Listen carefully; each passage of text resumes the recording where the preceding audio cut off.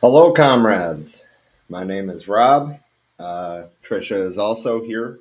We are going to be rebroadcasting the Marxism-Leninism-Maoism class from the UPM education series. We're just going to rebroadcast the Zoom meeting. So, just bear with us. They usually start, a little bit late to give everybody time to get in. So, yeah. Just bear with us. Robert, are you sure? Yeah. Oh no, I'm definitely sure. Go back and look at Yeah, we're on 18, 19. We're all the way up to where Stalin. We read everything about the October Revolution.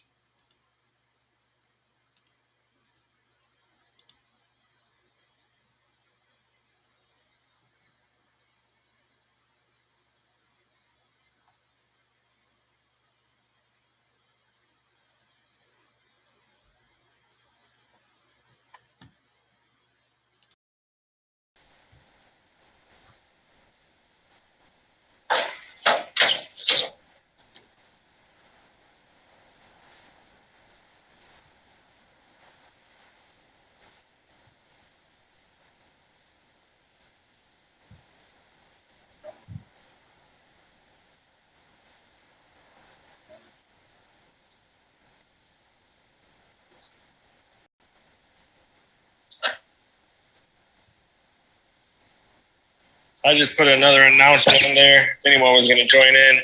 Kind of expected, like I said, it was going to be a small class meeting today. Yeah, I figured I'll just give it a couple more minutes.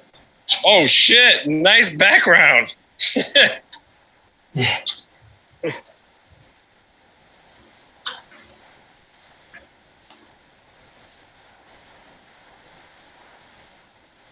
Oh.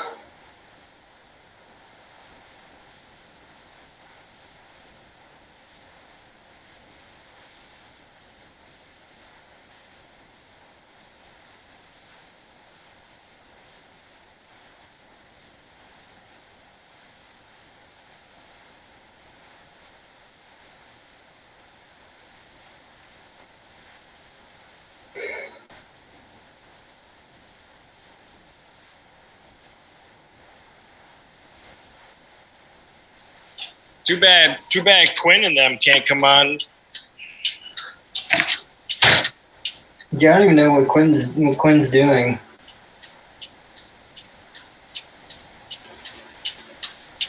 All I know is that we're supposed to play Halo at some point later. Yeah. I know they were going to come on before, and they didn't have the data to download the Zoom app, I think, was the issue then. Yeah. That's always been an issue. I hate that if some people can't make it to these next few chapters, because pretty soon we got the whole it's coming up soon about Trotsky. There's a pretty thorough analysis of the whole Trotsky situation. I think that's coming up in a couple of weeks. Oh yeah. Oh yeah. Gotta love Trotsky.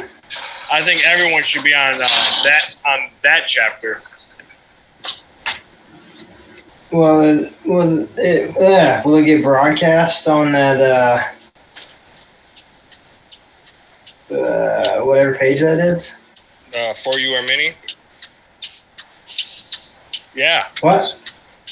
You say is it going to be put on like the page live streamed? Yes. Nice. Okay, cool. Well, I'll start recording then. Recording in progress. This meeting is being recorded. All right, well, we'll just go ahead and get started then. And if anyone meanders in, we'll just invite them. See, so we're on chapter 18, which is the formation of the Third International. The end of World War I was a period of revolutionary upsurge throughout the world. The success of the October Revolution had an impact in numerous countries, even where Marxism had little or no influence. Europe, the main battlefield of the war, was in the deepest revolutionary crisis. The war had resulted in the overthrow of 4 emperors and the breakup of their 4 great empires: the Russian, German, Austro-Hungarian, which was Habsburg, and Turkish, which would be the Ottoman. The state structures were in shambles, and the masses were in the mood for revolt. The mass protests started even before the completion of the war. In January 1918, a wave of mass political strikes and anti-war demonstrations swept through Central Europe. This was followed by revolts in the armed forces of various countries. There was also a national upsurge, which led to the formation of many new states after the breakup of the old empires. In Germany and Hungary, however, the crisis led to revolution.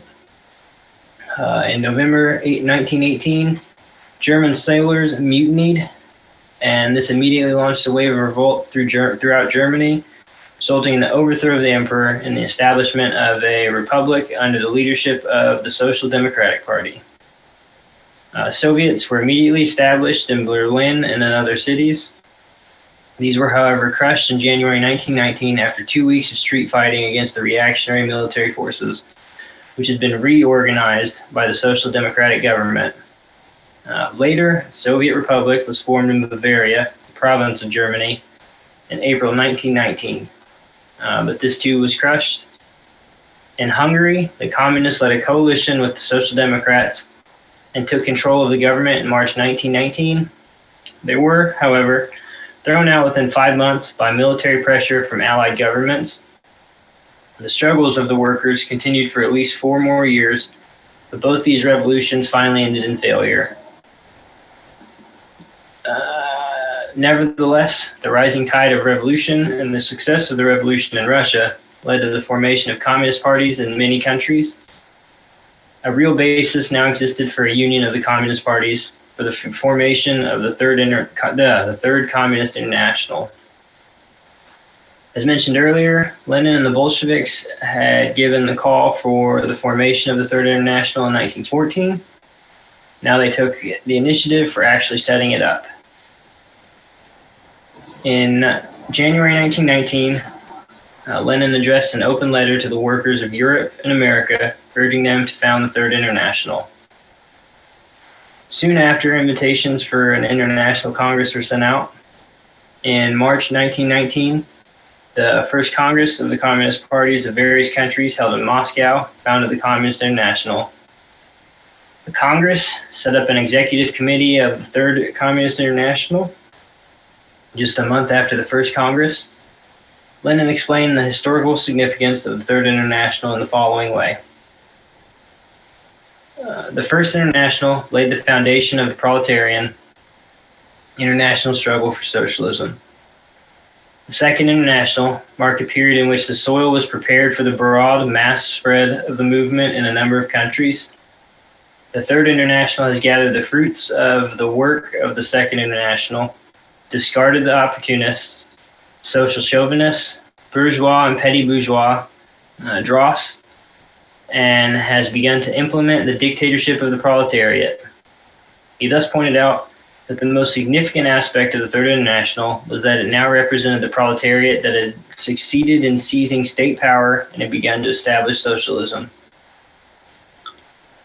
After intense preparatory work, the Second Congress of the Communist International, held in July 1920, was a major success. With a wide representation from 41 countries, Lenin made major contributions to Marxist theory in connection with this Congress. He prepared what he intended as a handbook of Communist Party strategy and tactics, which was distributed amongst the delegates of the Congress. It was called Left-Wing Communism and Infantile Disorder, and concentrated on correcting the leftist, quote-unquote, errors then prevalent in many parties, which had joined the International. Lenin also prepared the theses on the national and colonial question adopted at the Congress. It was a landmark document which laid the Marxist-Leninist theoretical foundations for understanding and leading the national liberation struggles gathering momentum in all colonies and semi-colonies at that time. In addition, Lenin outlined the basic tasks of the Communist International and the theses on the agrarian question adopted at this Congress. Congress also adopted theses on the role of the Communist Party in the proletarian revolution, on the trade union movement and communist parties in parliament, and the statutes and conditions of admission to the Communist International. In its statutes, the Comintern, Communist International, clearly declared that it, quote-unquote, breaks once and for all with the traditions of the Second International for whom only white-skinned people existed. Besides theoretical formulations, the International, through its executive committee, started playing a prominent role in guiding the parties and movements in its various member countries. In particular, it tried to make the utmost of the post-war revolutionary situation in the capitalist countries, which continued until 1923. However, due primarily to the betrayal of the Second International Social Democrats, and also the ideological and organizational weaknesses of the communist parties in these countries, a revolution could not be successfully completed in any other capitalist country. Comintern, however, played an important role in establishing, developing, and guiding the newly formed communist parties in colonies and semi-colonies. During the 1920s, as national liberation movements in these countries advanced rapidly, the Comintern attempted to guide and train the communist parties to provide the leadership to these movements. It was the first time that Marxism was building a base among the people of the backward countries of the world.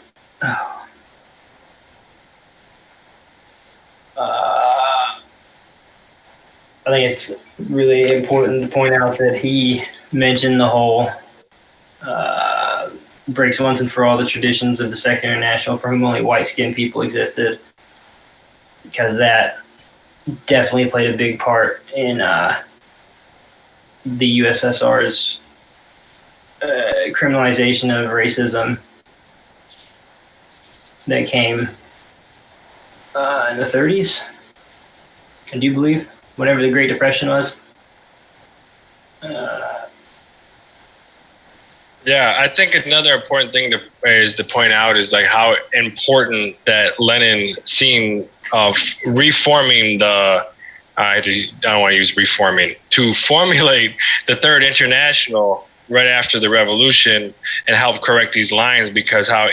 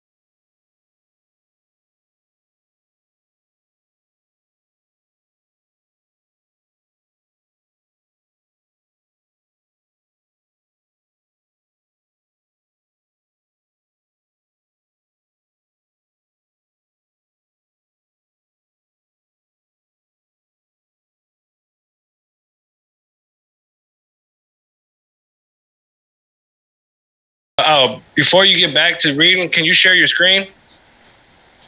Yeah, it should be sharing. No, I'm just seeing you. Awesome. So that stopped. Hang on. Is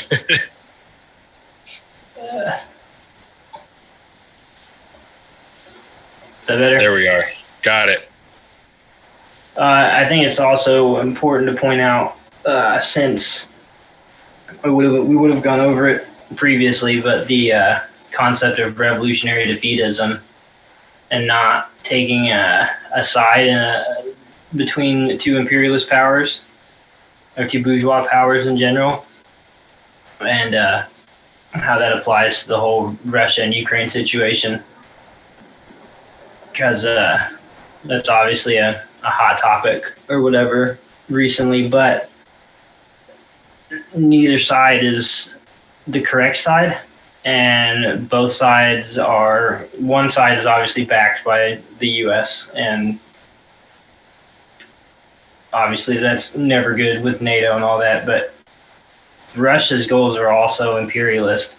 So standing in between two imperialist powers like that is definitely important, because obviously Lenin had the right idea of not taking part in it, and he withdrew everyone from the war, which ultimately made it easier for him to, come right off the heels of the war and go straight into the Comintern, because he focused on what was most important. Yeah, can you imagine a World War III where there's a group of socialists supporting the bourgeois side of the U.S.? It's like, hold on, where'd you get that analysis from?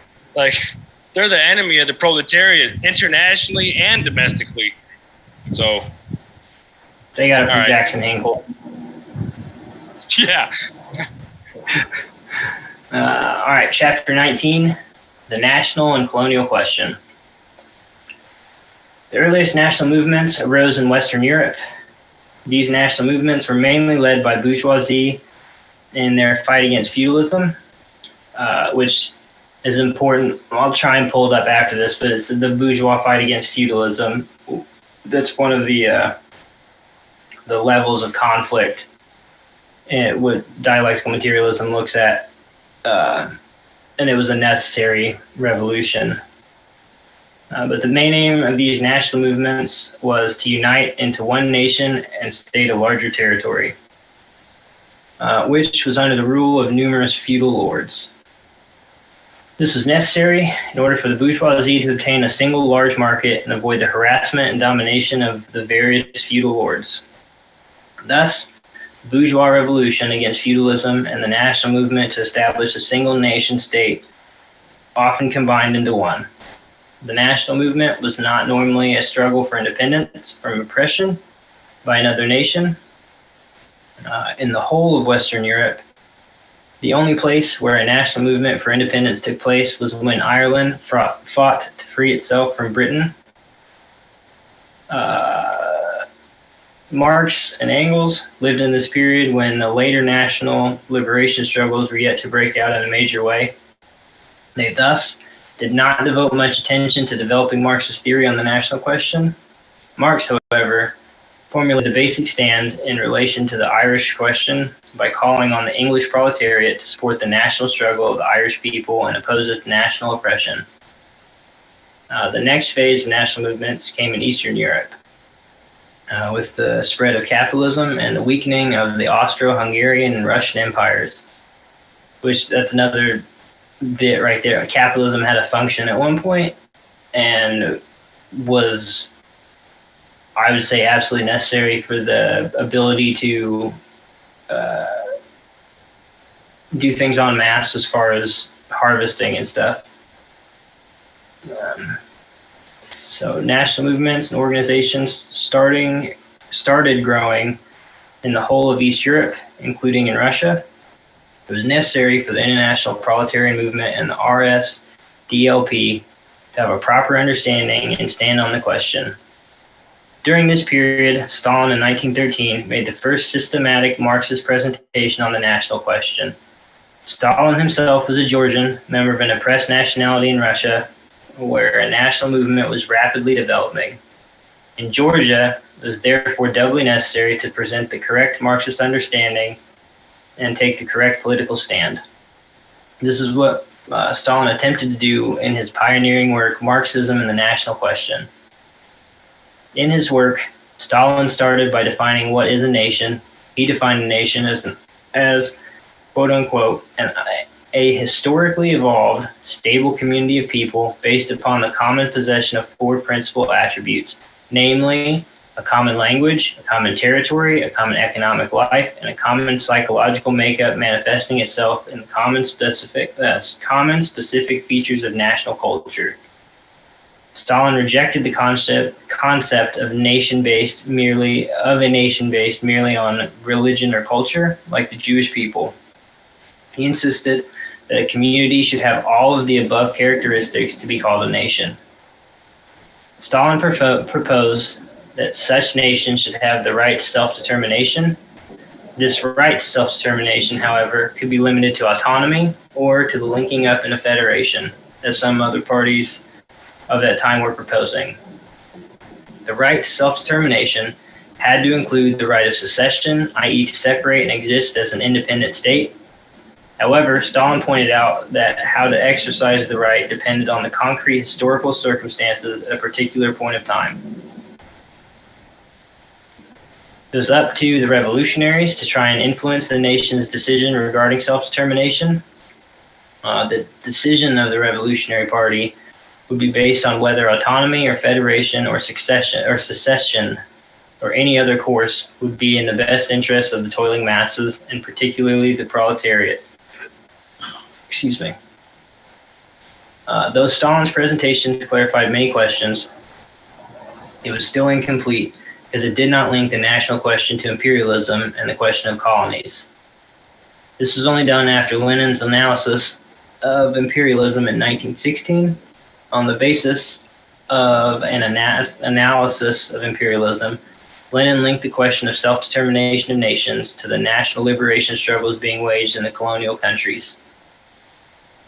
Thus, it came to cover the vast majority of the world's peoples. It did not remain merely an internal state problem of a few countries, which had oppressed nationalities within their boundaries. The national question became a world problem, a question of the liberation of the oppressed peoples of all dependent countries and colonies from the burden of imperialism. Thus, when Lenin in 1916 presented his thesis on the socialist revolution and the right of nations to self-determination, he included all the countries of the world in his analysis. He divided the countries of the world into three main types. First, the advanced capitalist countries of Western Europe and the United States of America. These are oppressor nations who oppress other nations in the colonies and within their own country. The task of the proletariat of these ruling nations is to oppose national oppression and support the national struggle of the peoples oppressed by their imperialist ruling classes. Second, Eastern Europe and particularly Russia. The task of the proletariat in these countries is to uphold the right of nations to self-determination.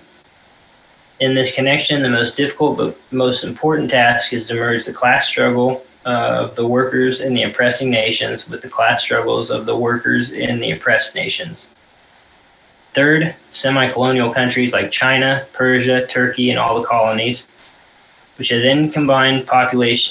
had then a combined population amounting to 1 billion. Excuse me. With regard to these colonial countries, Lenin took the stand that socialists must not only demand the unconditional and immediate liberation of the colonies without compensation, but must also give determined support to the movement for national liberation in these countries and assist rebellion and revolutionary war against the imperialist powers that oppress them. This was the first time within the international socialist movement that such a clear stand had been taken on the national colonial questions. There was naturally, thus, some debate and confusion. One such argument was that support to self-determination and national liberation went against proletarian internationalism. It argued that socialism aimed at the merger of all nations. Lenin agreed that the aim of socialism is to abolish the division of mankind into small states, bring nations closer together, and to even merge them. However, he felt it would be impossible to achieve this by the forced merger of nations. The merging of nations could only be achieved only by passing through the transition period of complete liberation of all oppressed nations, i.e. their freedom to secede.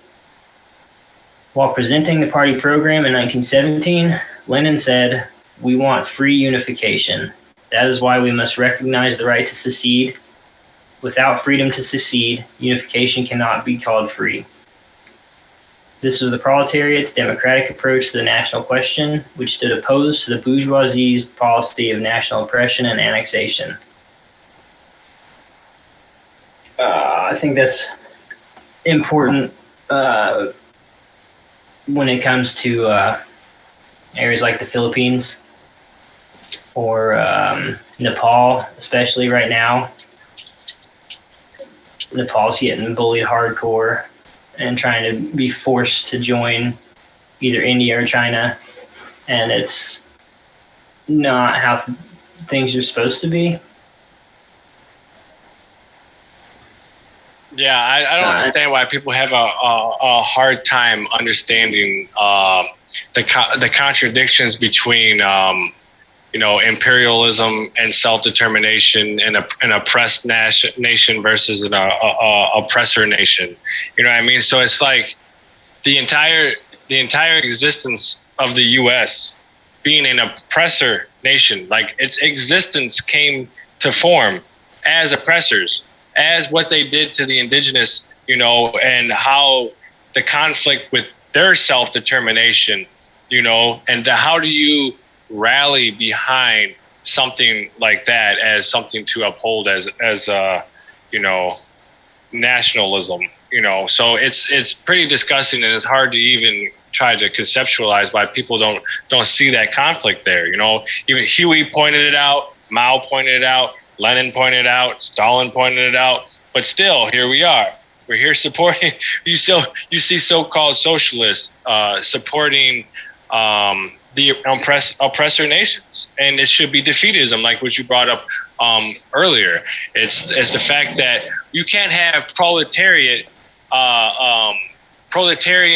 solidarity and without supporting the defeat of what's oppressing the proletariat.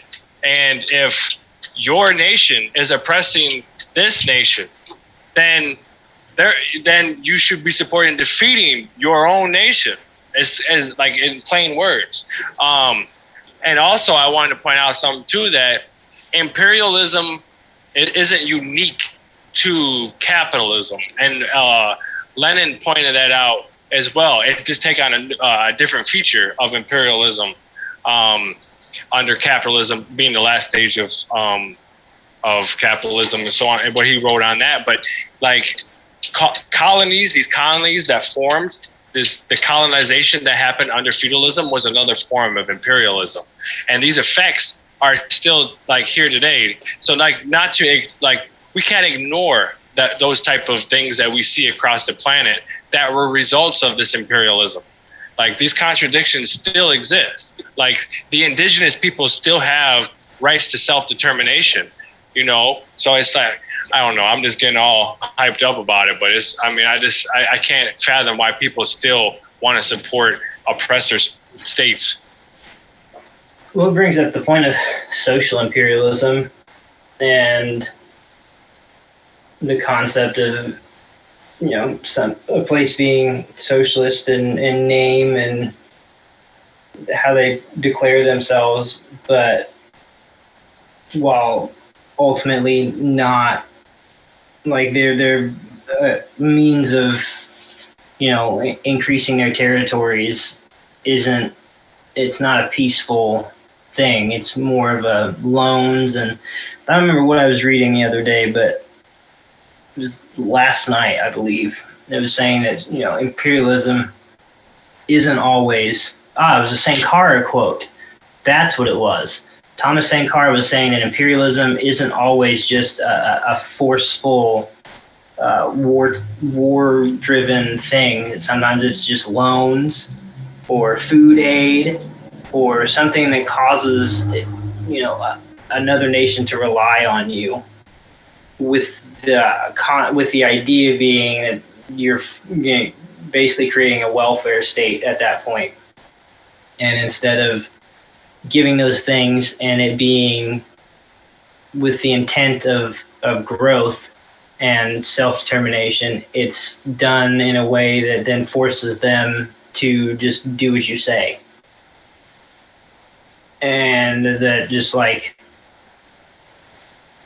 is extremely prevalent in China. Like the whole concept there.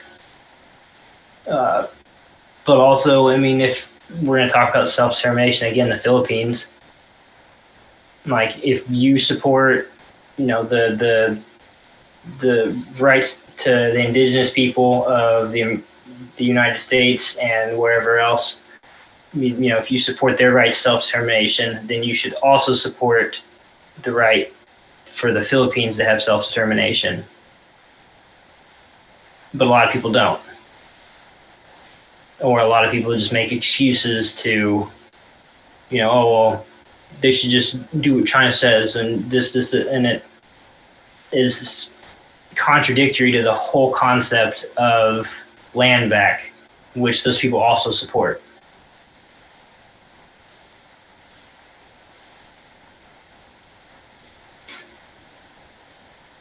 So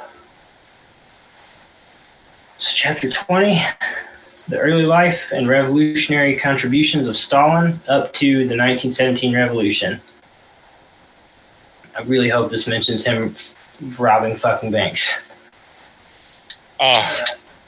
It implies it. That's all. It doesn't really get into it, but it implies it. Okay. Before we start, I had my headcanon for that is 100% that Stalin suggested robbing banks and Lenin just like waved him off. Like, oh yeah, whatever. And then Stalin just came back with bags of money. And Lenin was like, oh, you were serious.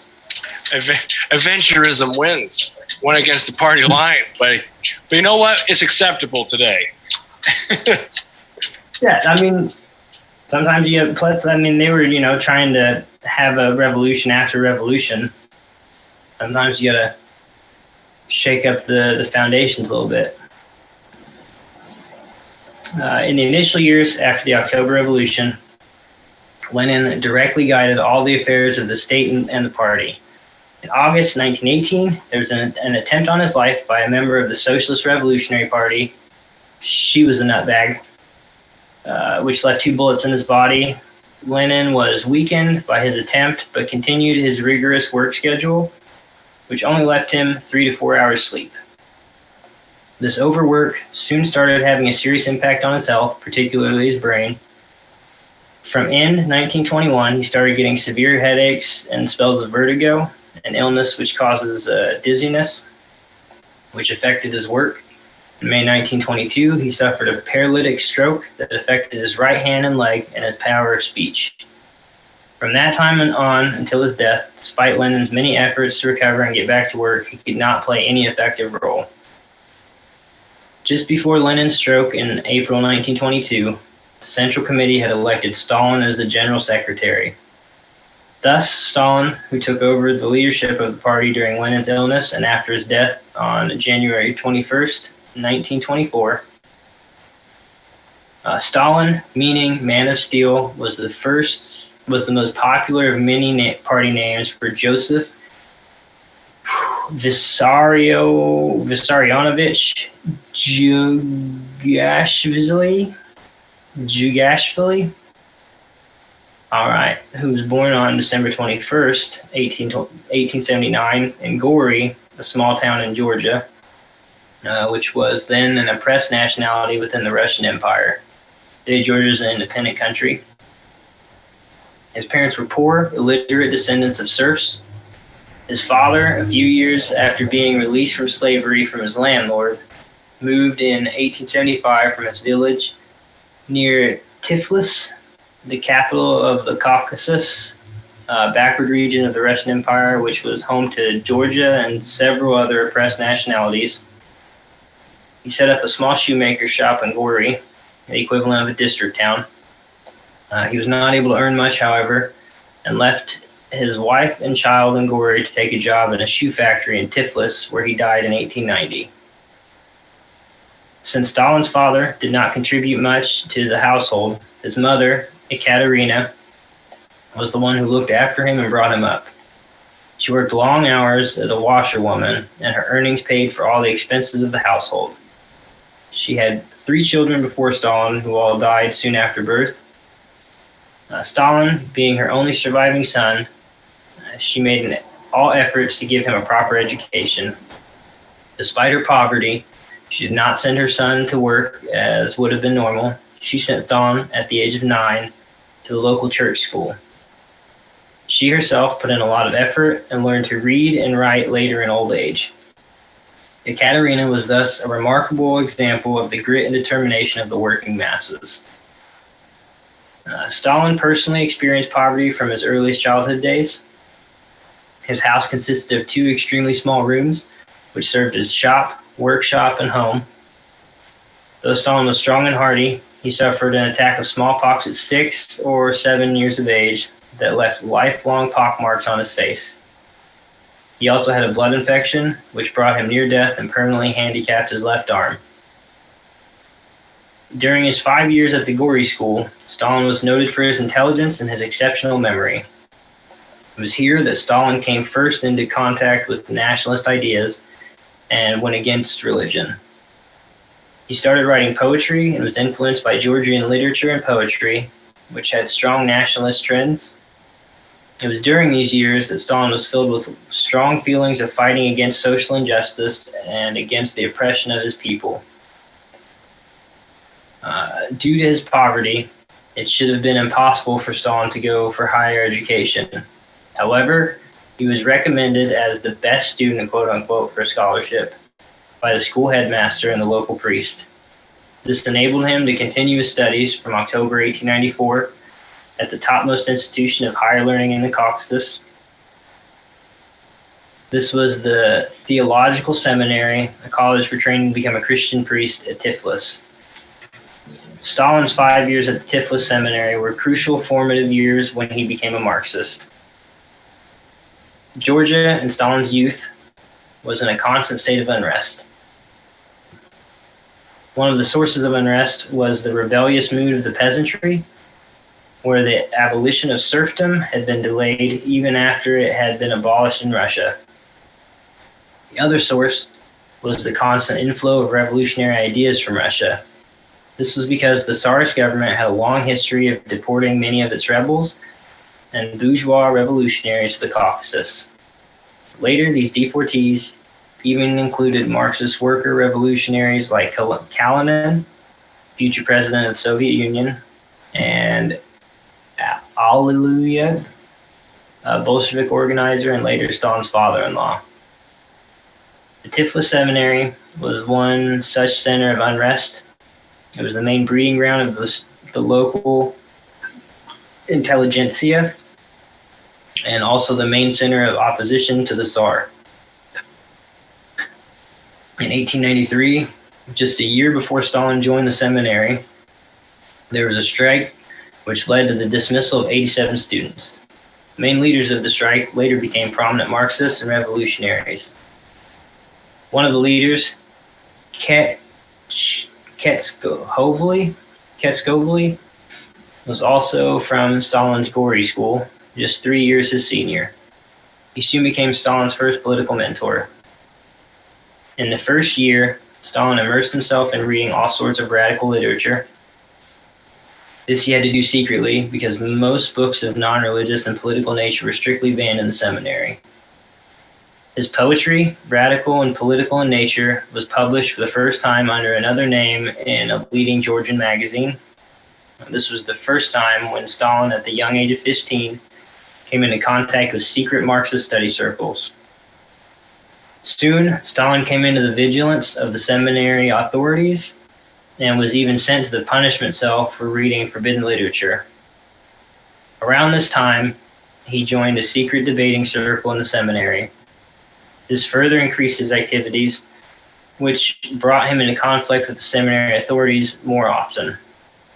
At the age of 18, in August 1898, he joined the Mesame Dasi, meaning the third group, the first group of socialists in Georgia, whose leaders later became prominent Mensheviks. Later, Stalin would say, "I became a Marxist because of my social position. My father was a worker in a shoe factory, and my mother was also a working woman. But also because of the harsh intolerance and Jesuitical discipline that crushed me so mercilessly at the seminary. The atmosphere in which I lived was saturated with hatred against Tsarist oppression. Outside the seminary, in the city of Tiflis, the workers during this period were on the move. These years saw the first strikes in the Caucasus. As soon as Stalin joined the Mesame des Daci, he was given the task of running a few workers' study circles. He did this by holding secret meetings in the worker slums during the short amount of free time that he got from the seminary. Meanwhile, the seminary authorities were looking for an opportunity to deal with Stalin. Finally, he was expelled from the seminary in May 1899 on grounds of not having appeared for his examinations. Expulsion from the seminary, however, changed Stalin's revolutionary activities much.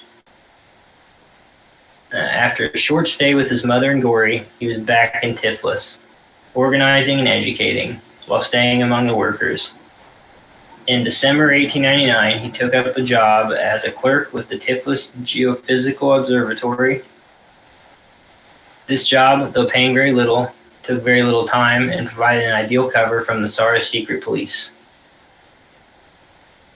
Under this cover, Stalin continued to expand his activities. The next year, in 1900, he organized and spoke at the first May Day celebration held in the Caucasus. Due to Tsarist repression, this 500-strong meeting had to be held not in the city, but in the mountains above Tiflis. The meeting was an inspiring event which led to strikes in the factories and railways in the following months. Stalin was one of the main organizers.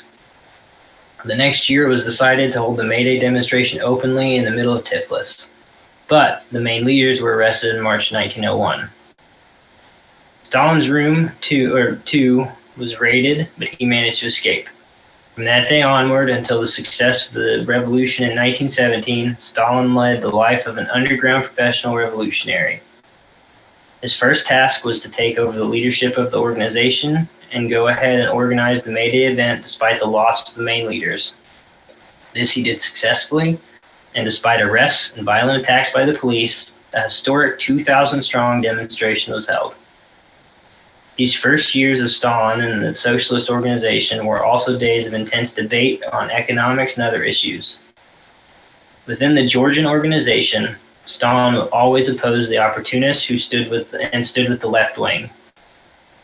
When Iskra started, Stalin's group was the first to become its enthusiastic supporters and distribute it in Tiflis. They soon started an illegal paper in the Georgian language in September 1901 called Brdzola, meaning the struggle. Stalin was one of its principal authors, writing many articles basically upholding the Iskra line. Of particular importance was a detailed article called The Russian Social Democratic Party and Its Immediate Tasks, which came out in December 1901. In November 1901, oh no. Okay. In November 1901, Stalin was elected to the Social Democratic Committee of Tiflis, which was the effective leading body for the whole of the Caucasus at that time. He was immediately sent to Batum, a town with a population of 25,000, which was a new center of the oil industry, linked by an oil pipeline to the bigger and older oil town Baku. He soon formed a town committee there under the cover of a New Year's party. He also set up a secret press in the single room where he was staying. Many leaflets were published, which led soon to worker struggles. One such struggle led to police firing on a gathering in which 15 workers were killed. All these activities were carried out despite the opposition by the local socialists, who later became Mensheviks. Finally, after just 4.5 months in Batum, Stalin was arrested in April 1902 at a secret Beighton committee meeting. The secret press, however, remained undiscovered.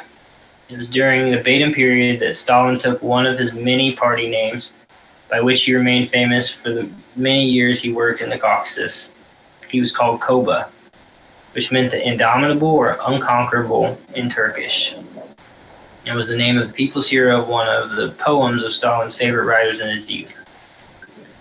Stalin spent 1.5 years in various jails. In jail, he maintained a strict discipline, rose early, worked hard, read much, and was one of the chief debaters in the prison commune. He was also known as a patient, sensitive, and helpful comrade. After his jail time, when no charges could be proved against him, he was still banished in November 1903 to eastern Siberia. While in prison in March 1903, he was elected to the executive of the newly formed All-Caucasian Federation of Social Democratic Groups.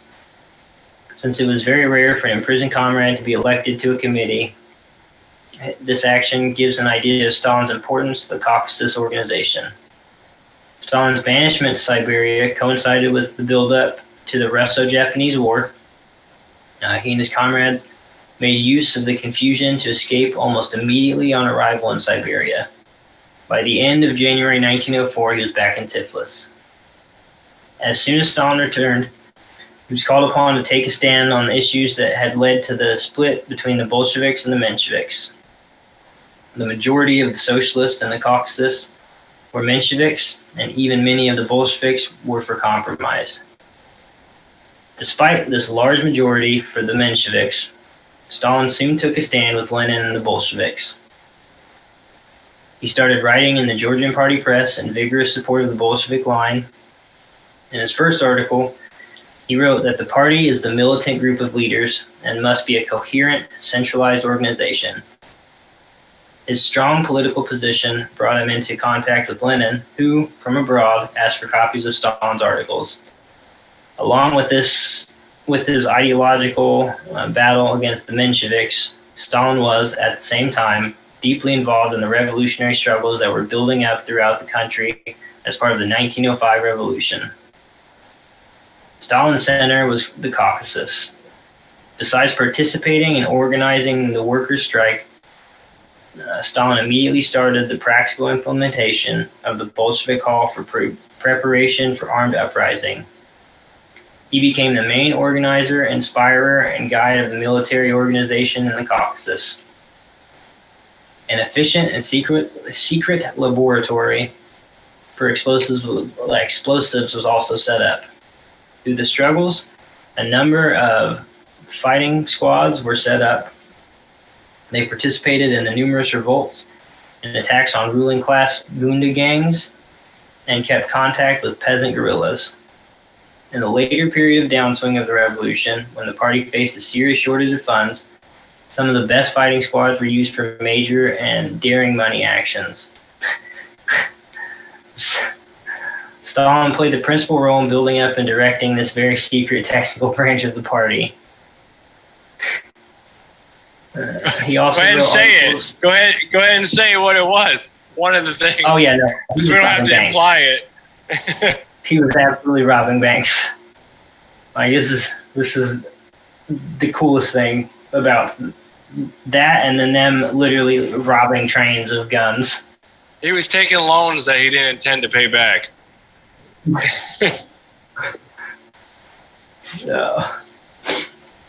During this, Stalin played a principal role in building up, and he also wrote articles during this period explaining the Marxist approach to insurrection. In December 1905, Stalin attended his first all-Russia conference of the Bolsheviks, where it was decided to build unity with the Mensheviks. It is here that he met Lenin for the first time. He also attended the April 1906 Unity Congress, where he was the only Bolshevik out of 11 delegates from the Caucasus. The rest were all Mensheviks. He was also the only Bolshevik from the Caucasus who attended the 1907 Congress. At both Congresses, one of the points of discussion was resolutions led by the Mensheviks and Trotsky calling for bans on armed actions and money seizures. Of course, Trotsky would be against the cool stuff. However, the Caucasus continued to be the main center for such actions, with an estimate of 1,150 such actions taking place between 1905 and 1908. Towards the end of 1907, Stalin was elected to the Baku Committee. This oil town of 50,000 workers had workers of various nationalities and religions facing severe exploitation. Stalin soon united the workers and developed the lone center of struggle during a dark period of the Stolypin reaction. Adopting a new identity, he set up residence and the secret printing press in the Muslim part of the city. In this period, Stalin started writing for the first time in Russian. In 1908, Stalin was arrested but continued to write articles and guide party activities from inside the jail. In 1909, he was again banished, but again escaped within 4 months. Stalin returned via St. Petersburg and found the disorganized state of the party headquarters in the capital. On returning to Baku, he wrote a strong description of the state of affairs and called for an all-Russia paper published from Russia. He also later called for the practical directing center be transferred to Russia. After many months of intensive work in Baku and articles for the party organ abroad, Stalin was again arrested in March 1910. After some months in jail, he was again banished to Siberia, where he remained until June 1911. This time being forbidden to return to the Caucasus or any big city, he settled in a town near St. Petersburg and Moscow. Excuse me. He was, however, again arrested within 2 months. Excuse me. After a few months in jail, he was again released, but had to live outside the big cities. During this period, the first Bolshevik Central Committee, elected by the January 1912 Bolshevik Conference, nominated Stalin onto the committee in its very first meeting. One of Stalin's first tasks, after becoming a Central Committee member, was to publish the first issue of the Bolshevik daily paper, Pravda. He was, however, almost immediately arrested again. Jesus Christ. After 3 months in prison and 2 months banishment in Siberia, he escaped again. He reached St. Petersburg in time to lead the campaign for the elections to the Duma. Though the Bolsheviks won only 6 seats, it represented 80% of the industrial workers. At the end of 1912 and the beginning of 1913, Stalin spent a few weeks abroad where he met in detailed discussions with Lenin and other comrades. It was during this period that he wrote his famous theoretical book on the national question. He returned to St. Petersburg in February 1913, but was betrayed within a week by another member of the Central Committee, Malinovsky, an agent of the Tsar's secret police. This agent also betrayed another Central Committee member, Sverdlov. Both Stalin and Sverdlov were banished to the remotest parts of Siberia, from where escape was the most difficult. Lenin made elaborate plans to arrange for their escape, but the escape plans themselves were made through the same secret agent. Rather than arrange escape, this agent only arranged for a closer watch to be kept on the Central Committee members. Thus, Stalin was forced to remain this time in exile for 4 long years, until the February bourgeois revolution of 1917 resulted in the overthrow of the Tsarist regime.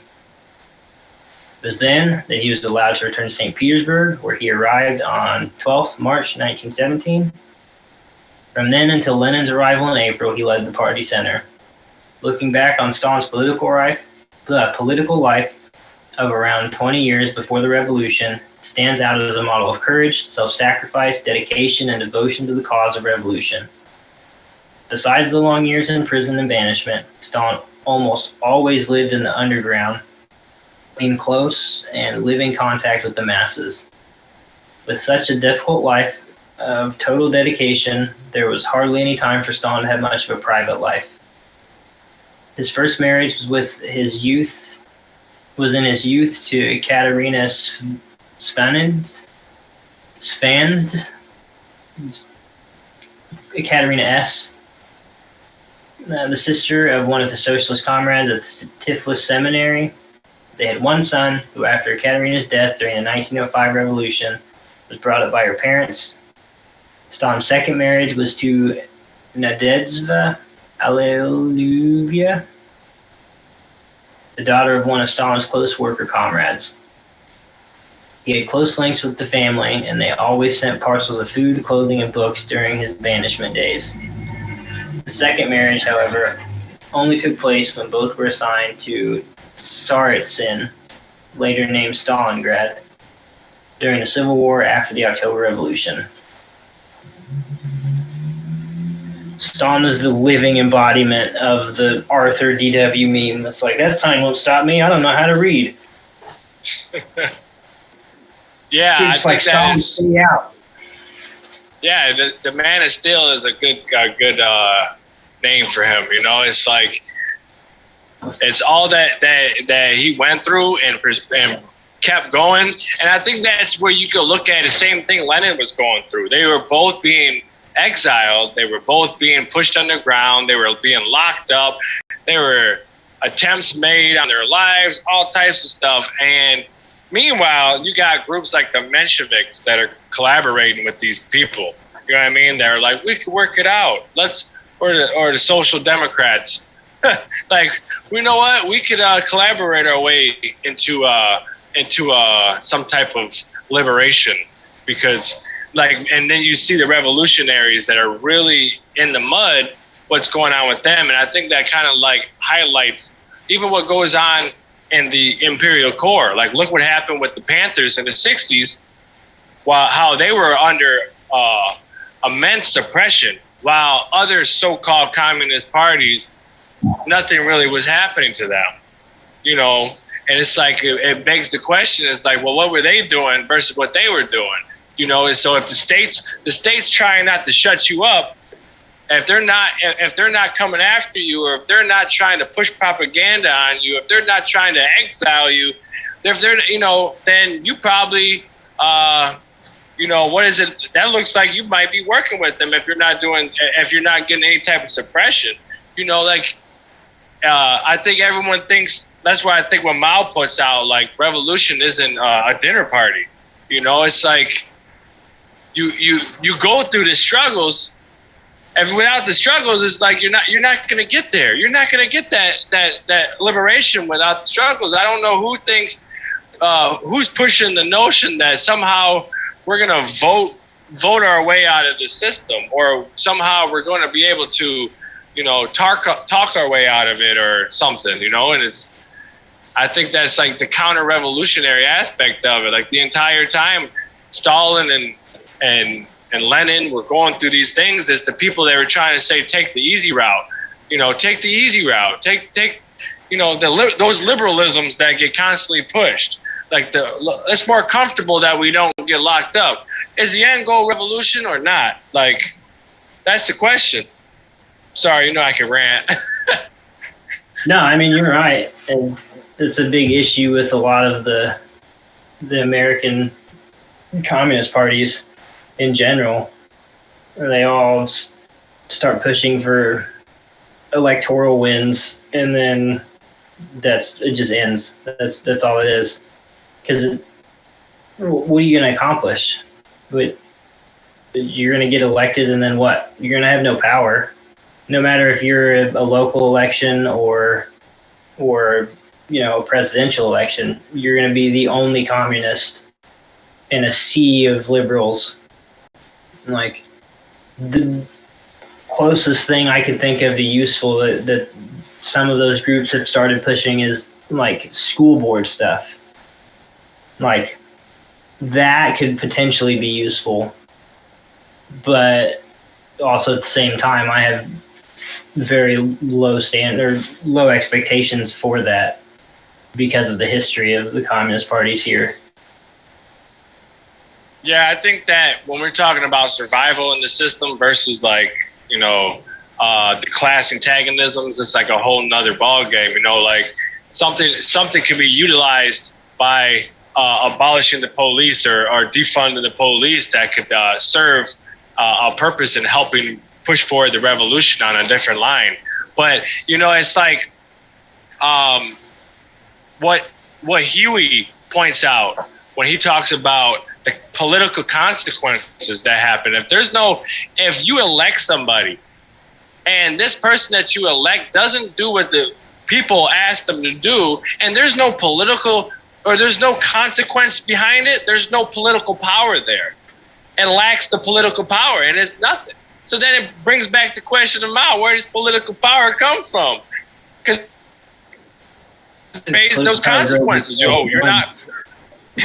Yeah, and we get put in this same thing where keep asking the bourgeois, officials to tend to our needs, but at the end of the day, they answer to the ruling class, which is not the people right now. That's unfortunate, but that's what we're trying to get. Yeah, that was a big problem that honestly came about when all the protests were going on. Was it Kwame? The Indy 10 BLM told us that we weren't allowed to associate with Kwame because he was too radical. But then at the same time, we're posting their pumpkins on Halloween that had the Communist Manifesto and a hammer and sickle, and it's like, especially now that I get to see how the people are that they told us not to associate with. They're just doing the right thing, and those other groups are just trying to get their moment in the spotlight, if I had to guess, because it's all just a big popularity contest for a lot of them. Yeah, socialism and stuff where you're talking about, like the Communist Manifesto, it's messed up that the opportunists are taking, the line of commodifying, things are slogans of the Panther Party, slogans of socialism, slogans of Mao, and are just using them as a way of baiting people into something that is nothing within the ideological lines of these revolutionaries. It's like, yeah, we read the Communist Manifesto, but we also believe that capitalism can be regulated. Like, wait, no, you didn't read the same book I read. Just between either that or, like, my brother didn't know that fucking Huey Newton was a Marxist. He didn't know any of them were. Like, we had an argument about it because he told me that he had a tattoo of Huey Newton, and once I started actually reading stuff, I was like, you're an anarchist, an anti-communist, but you have a communist on your arm? And he was like, no, he was an anarchist. He's very anti-authoritarian. And I just started listing off what he had said about anti-authoritarians. A lot of people just have no idea.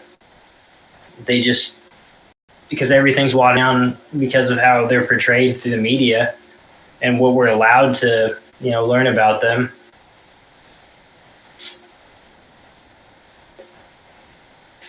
Yeah, it's typically from somebody who's never read State and Revolution, understanding the point of suppressing the bourgeois class and how much of a necessity that is.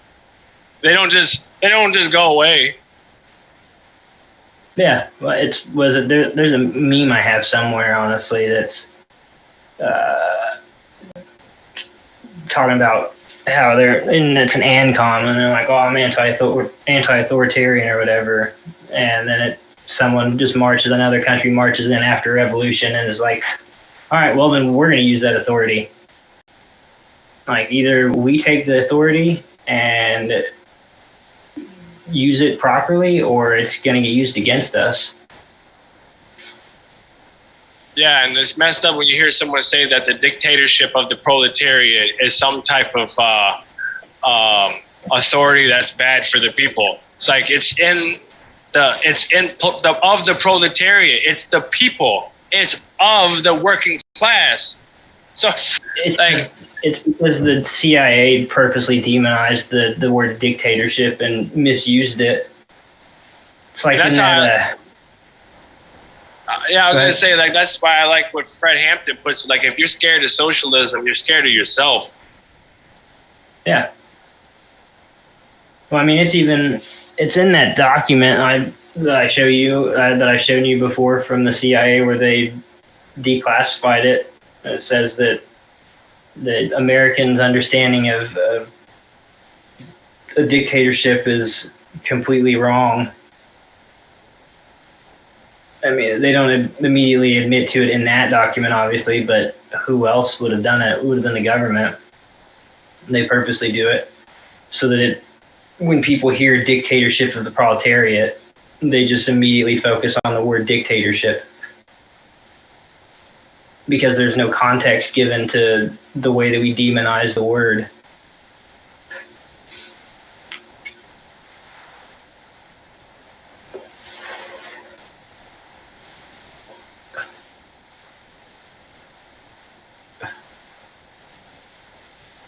Yeah, Tom.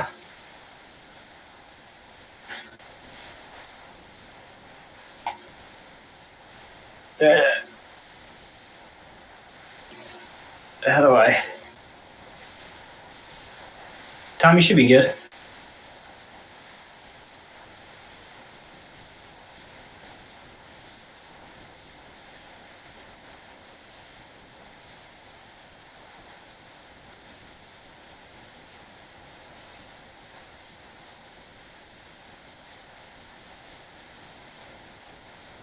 Are you there?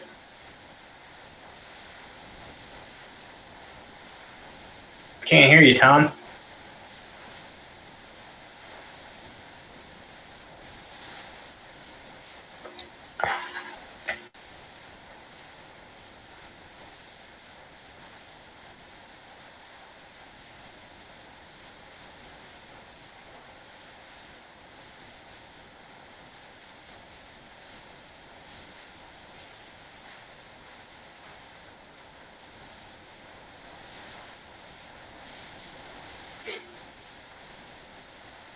No.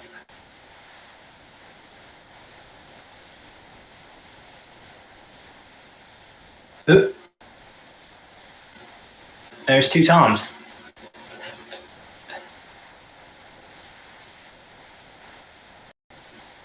Are you there? Can you hear me now? Yeah, there we go. Okay. Yeah, democracy and dictatorship go hand in hand. You can't have one without the other. If democracy really means the inclusion of the middle class and dictating to the lower class, along with the ruling class. And once you eliminate classes, you eliminate the need for democracy and dictatorship.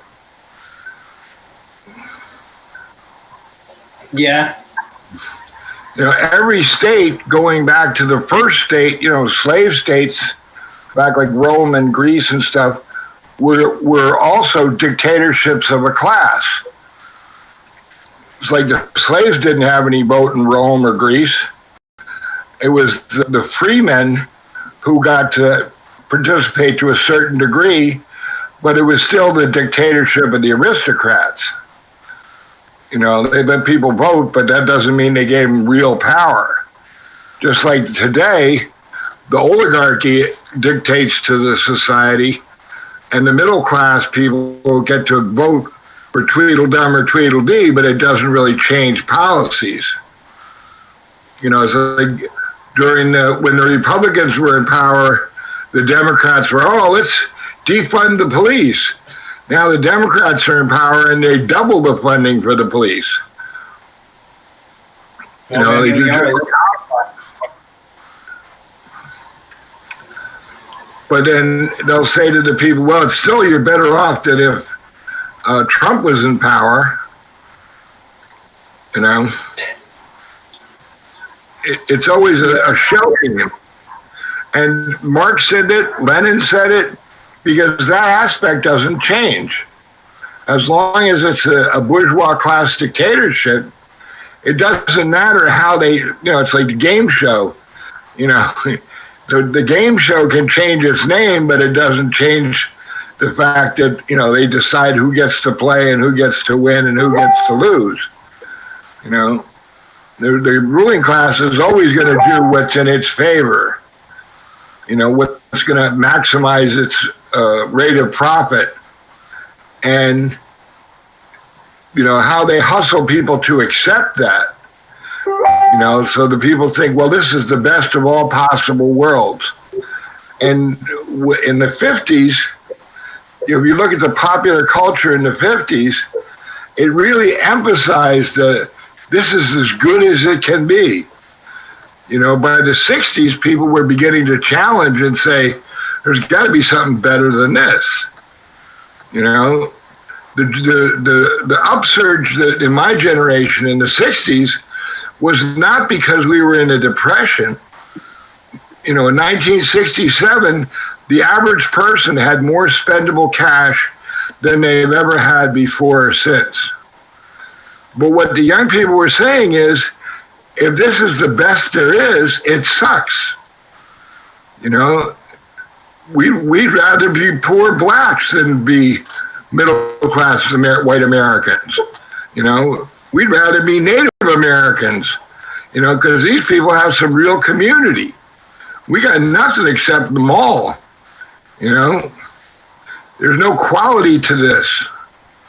It's all superficial and you know, it's like, okay, so you got a job, you can afford to have a boat and go fishing in the summer, or you can have a motorcycle along with your car, but that's it. That's the best it's ever going to be. You know, people are still alienated from each other. People are alienated from what they do 8 hours a day. You know, there's got to be something better.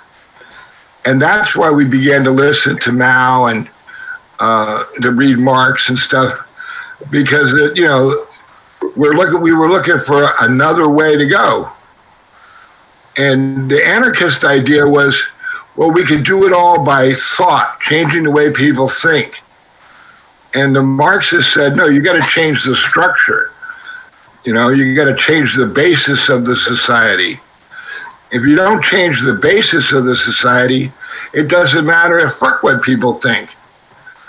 You know, it's like I remember I had a kid I went to high school with, dropped some acid and thought he was Superman and jumped off a roof. Well, he may have thought he was Superman, but when he hit the ground, he knew he wasn't. You know, reality rules, you know. And, you know, when they were calling us to go die in Vietnam, you know, we're supposed to believe that, you know, these people in black pajamas are a threat to our national security. What, are they going to sail their sampans up the Hudson River? You know, come on, be real.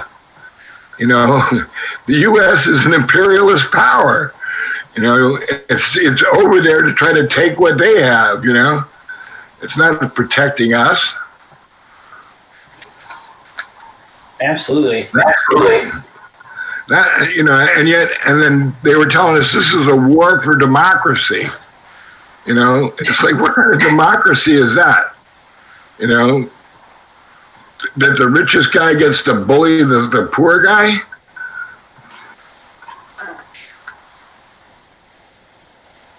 And that's all I wanted to say. Yeah, I wanted to add on something too, what we've just said too. Like, a lot of that, I think that the abilities that we got when we came out of the Great Depression and we had more things was based off of the imperialism and proxy wars and stuff like that. It's like the concessions that we got, or the labor aristocracy got, was based off of the oppression, third world nations, and the oppression that came out of war.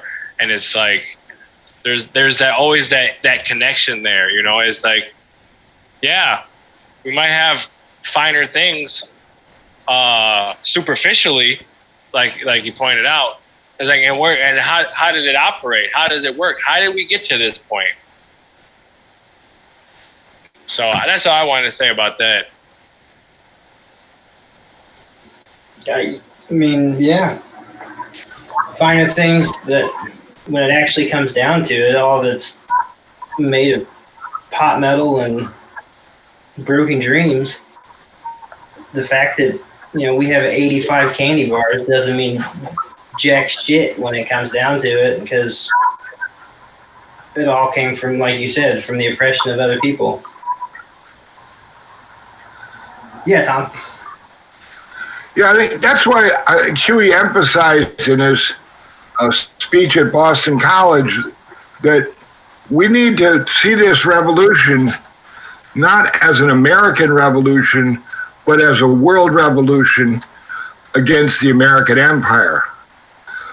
That we have to create a situation where the wealth of the world gets shared out in a democratic and equal, equalitarian way, so that everybody can enjoy the same lifestyle. That we need to put the power in the hands of not just the American working class, but the world working class. The people in India and Africa and South America have to have as much voice and deserve more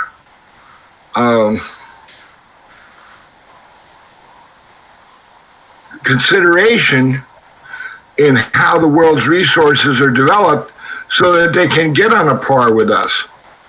So it's not just a few rich countries and a bunch of poor countries, but so that the formerly poor countries become just as nice to live in, and I think we can get a lot nicer than what we've got. But it's more a question of quality than quantity. It's like you can only have one motorcycle at a time, you can only ride one. So, it's like people that have 20, what the hell is that? You know what I mean? Well, it's like all the field basically of car dealerships of cars that'll never be driven. It's just a waste. Yeah, and it's like they're talking about eliminating the difference between town and country. I mean, we can create a cities that are green and have birds and flowers and trees and stuff, so people aren't living in it's like a slum is a horrible place to have to live. You got to get up every morning and look at it, smell it, Mm-hmm. And we have the technology to do all these things. There's all kinds of drawing board perfect cities that are out there, but they can't be created because there's no real profit in it. They'd rather squeeze the people to the point of bare subsistence so that somebody else can have $20 trillion, and just communism is just common sense. And I think that's the way to explain it to ordinary people. It's the common good makes common sense, so let's do the commonly correct thing, capital doesn't make any sense. It's like at the end of the day, if you've got 10 people who have, or now we got like 5 people who have as much wealth as half the world, and the other half are their kids are malnourished, they're dying from preventable diseases. Where's the sense in that? Why does Elon Musk need to be so rich? Yeah, when he hasn't done anything other than steal other people's ideas.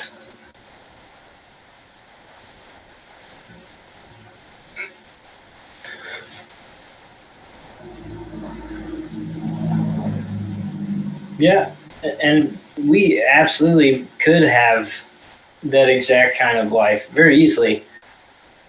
Like we were talking about with the, people who have 20 motorcycles and these fields of cars that'll never be driven, or you hear about Bezos destroying laptops and stuff because they haven't been used yet.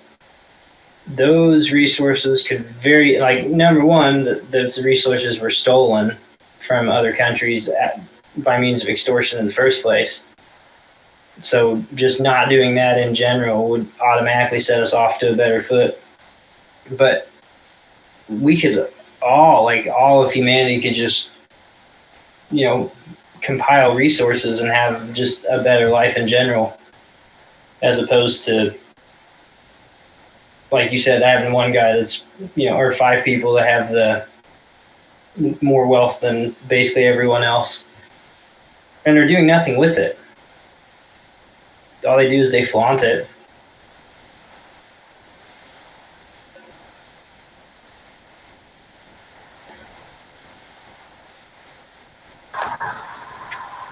Yes. One of the jobs my dad had at the end of World War II was dumping stuff into the ocean, like Jeeps, typewriters, all this stuff that the U.S. had sent overseas. And there we are in Asia, where people are in need of everything, and the U.S. government is just taking these shiploads of typewriters and stuff and dumping them in the ocean when they could have just given them to the people of Asia to use. But the reason they did it was because they wanted to, clear the market of all these goods, so they could make new stuff and sell it. I can remember when I was a little kid when the farmers were dumping truckloads of milk in the fields right around here because they wanted to drive up the price of milk. And I'm thinking, what about all the babies that could use that milk, Mm-hmm. How can you destroy food when there's people who could use it, who are hungry, It just seemed to, as a little kid, it made me angry and sick to see it, Yeah, I remember being reprimanded when I was younger because my grandpa asked me what I would do if I won the lottery, and my response was give it away to all the poor people. And I remember my mom scolded me, and then my grandpa proceeded to tell me about how they were just drug addicts and stuff like that. So it's definitely ingrained in us that somehow we're deserving, and if you're not, reaping the benefits of society, then it's your fault, and that's what you deserve.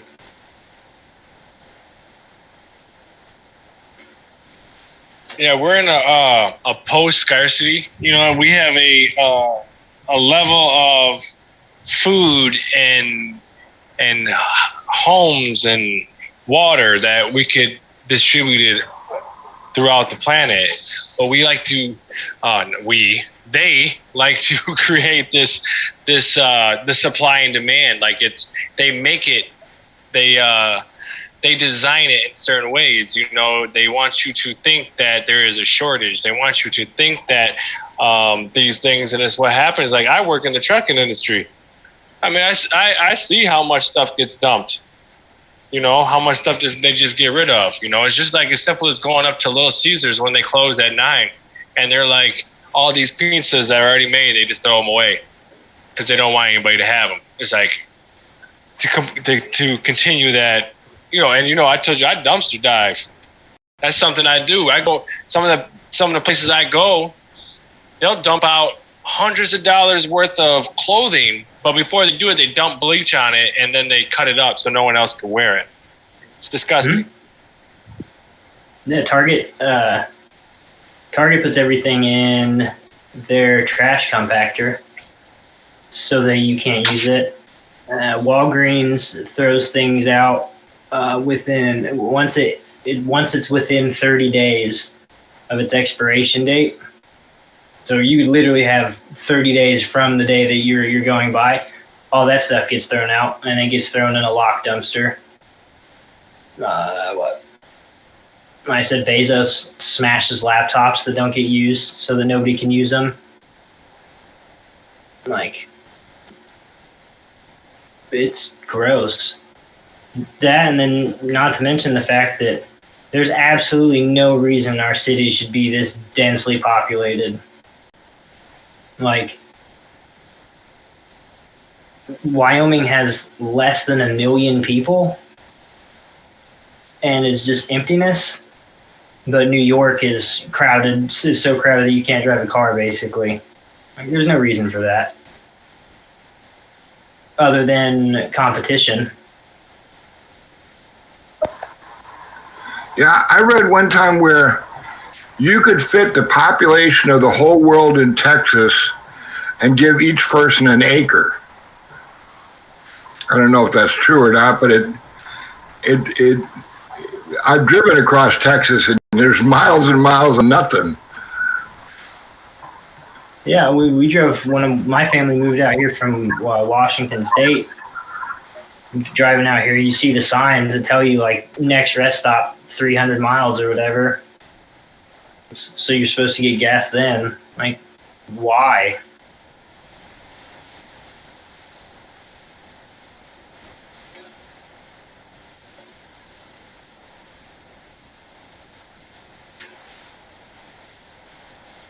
Which then, I mean, it just boils down to a way to make money. Someone can make money off that. There's all the roadside assistance and stuff that comes in and swoops in and takes your money. Yeah, I want to add on something, but then I gotta go right after. I just want to say, like, there's those contradictions that come out of that. You know, it's like when you see places like Chicago that was designed to have, like, a people that are there at the expense of the owning class, right? To be exploited. These are a lot of the immigrants. You had the Black Belt in Chicago. All these. Then there was the rise of the middle class, where they wanted to live closer to the city, and the rise of gas prices and all these different conflicts, which has come about this system. I mean, it's like one minute you want the working, the low extremity of the stratus of the proletariat to be right there in the industries of Chicago. Then the next minute you also want the gentrification and the that comes out of the profits of living there, right? The profits of gentrification, the cost of living out there. So it's like one side of the city is really poor while the other side of the city is rich. It's like it's weird. It's crazy. Yeah, I mean, it's even where I'm at now. You just walk a couple blocks and it's totally different from here. I mean, this is a more poor part of Cleveland. Just a couple blocks and it's all rich old white people.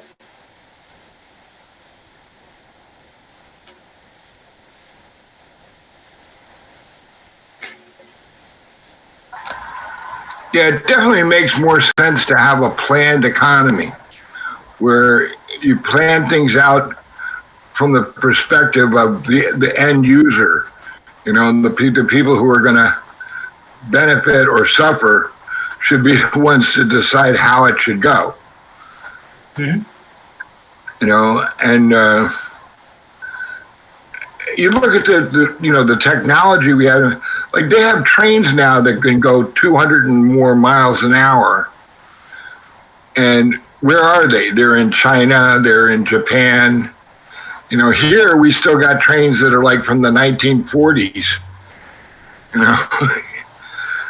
Well, in the 80s, we had an infrastructure plan, and it was all public transportation and stuff, and they just road company or the oil companies, because they make money off the roads, were like, no.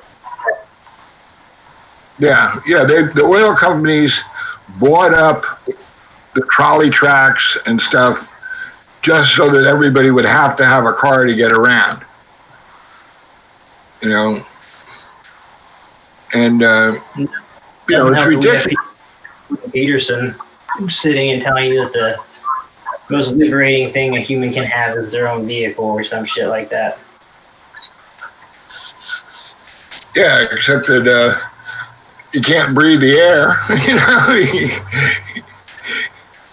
It's like when they took the lead out of gas, there was a marked decline in violence in the cities because of the lead fumes were causing lead poisoning, which caused people to become irritable and violent. Among other things, probably destroys your kidneys and, other stuff. But it was just from the breathing the air from all the car exhaust was making people violent.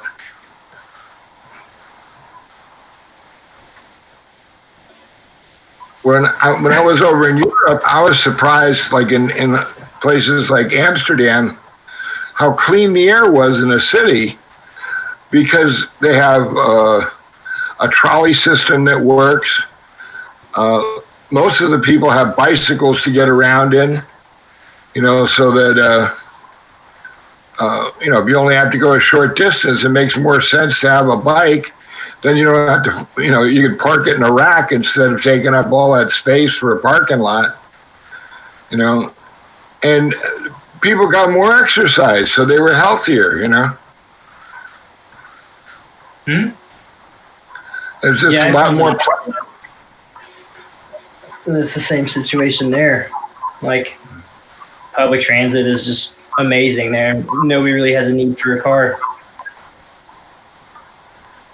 Yeah, public transit. I used to take public transit in Boston, and some of the trains, like the lines that went out to the suburbs, were not bad, but the inner city train lines, it was like,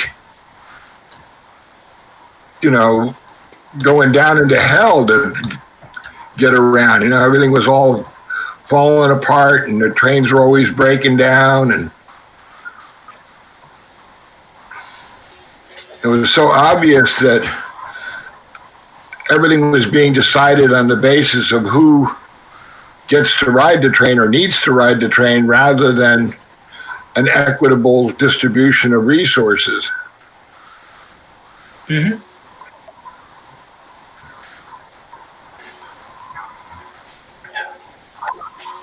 But the real question is, how do we get from here to there?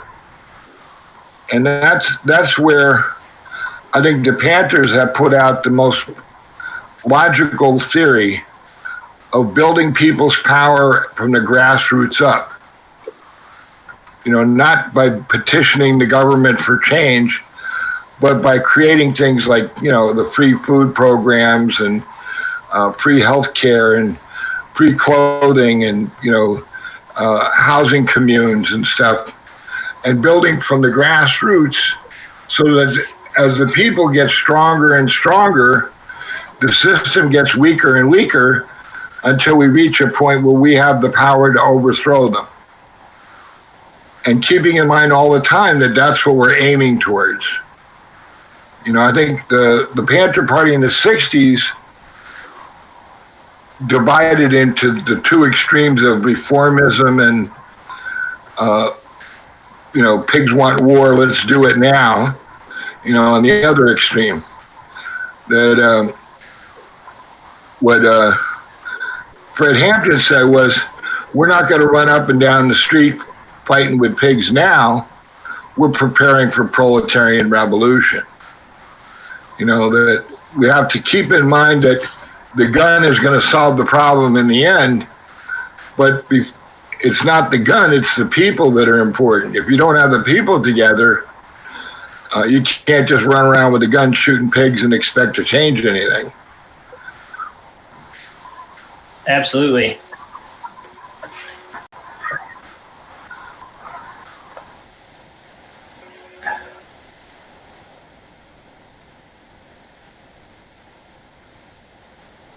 Well, that was a good way to go. Huh? I think that was a solid note to leave on. Yeah. Just say that ends it right there. It was a good discussion, at least. Yeah, I can't wait to the Trotsky chapter. Oh, God. I'm signing off. Red salute, all power. Red salute. Panther, love y'all. All power. All power.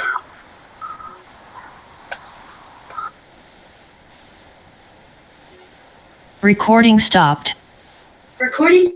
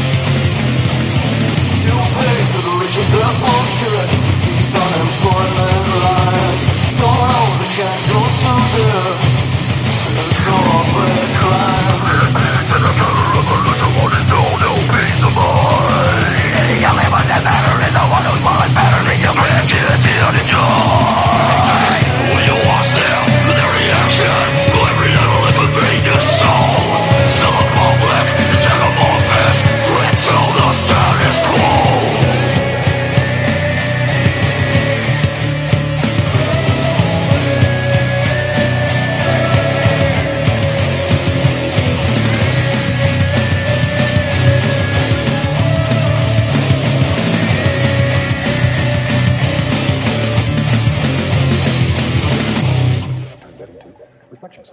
We don't make mistakes. We have happy accidents. Just don't worry about it. Learn how to use what